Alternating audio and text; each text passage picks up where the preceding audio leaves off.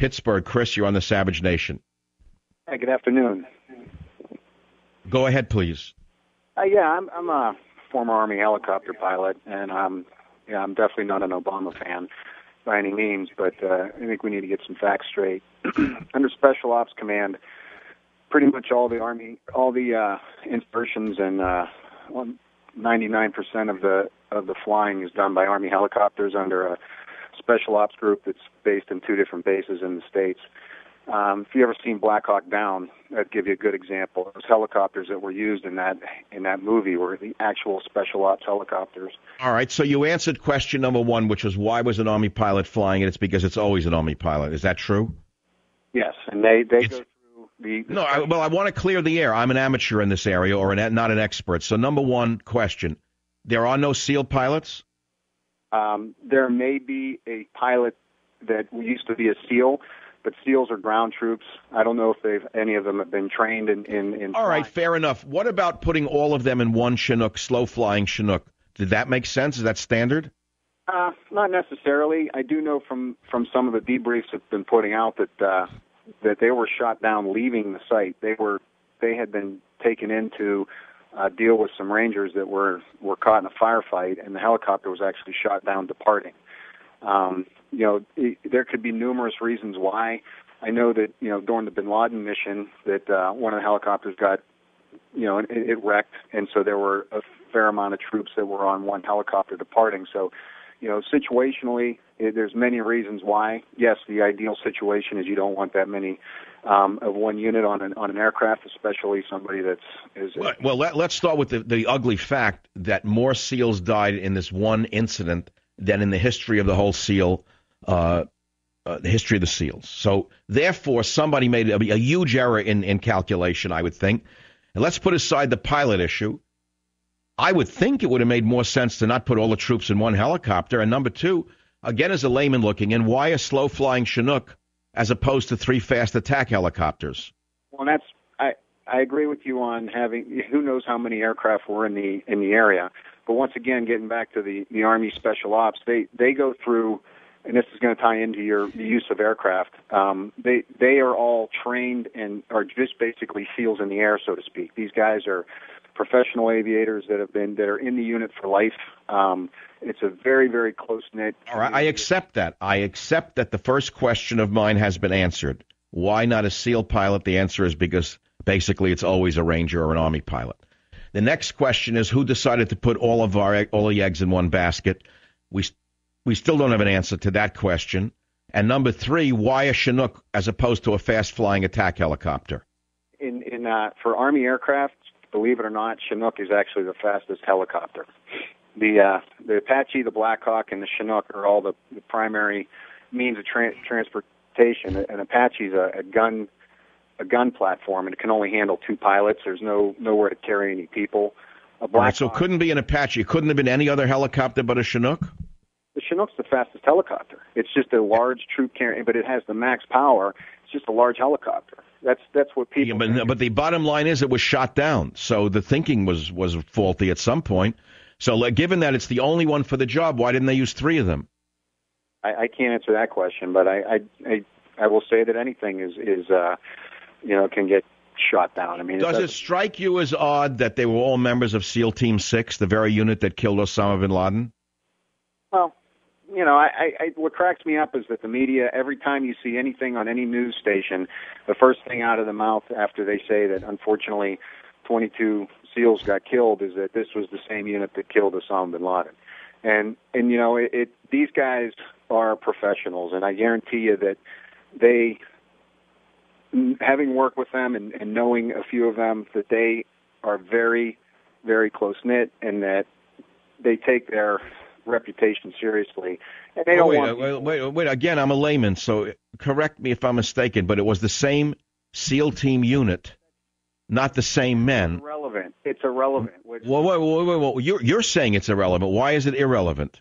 Because they're going to go do their job no matter where it is, Well, of course they're going to do their job, but wouldn't you think that there'd be a juicier target for the Taliban who wanted vengeance or revenge, rather? No, because they don't know that. There's no way that they knew that Well, was. now you're dead wrong. Even though you're a former pilot, it doesn't mean you know everything.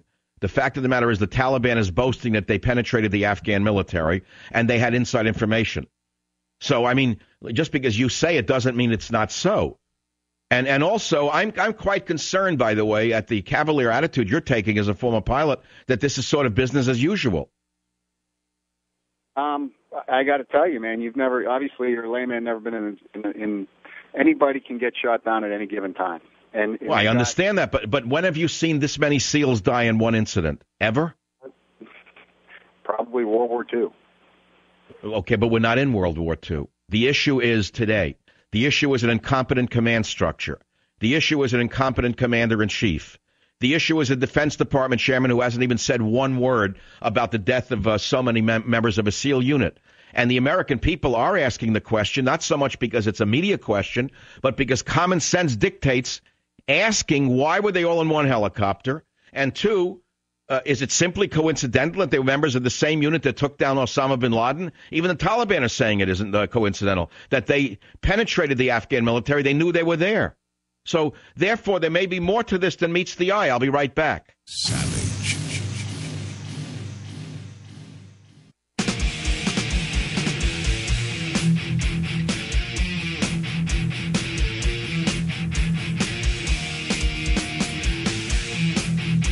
Now, you understand why the government is uncomfortable with independent analysts like myself. I didn't say that I have inside information, but I have a fundamental ability to think. So I'm asking questions that an informed citizen not only should ask, but is asking. And I'm asking who was in charge of making that decision to put all of those SEALs in one helicopter, number one. Number two, why has no one been fired? That's to start with. Then we have the financial meltdown. Again, nobody's taking responsibility. We got Obama saying it's not my fault, tax the rich, even though he's every other day he's with the rich. Then you got the idiot of idiots, the biggest. There's no words for Geithner. Everyone knows he's an office boy.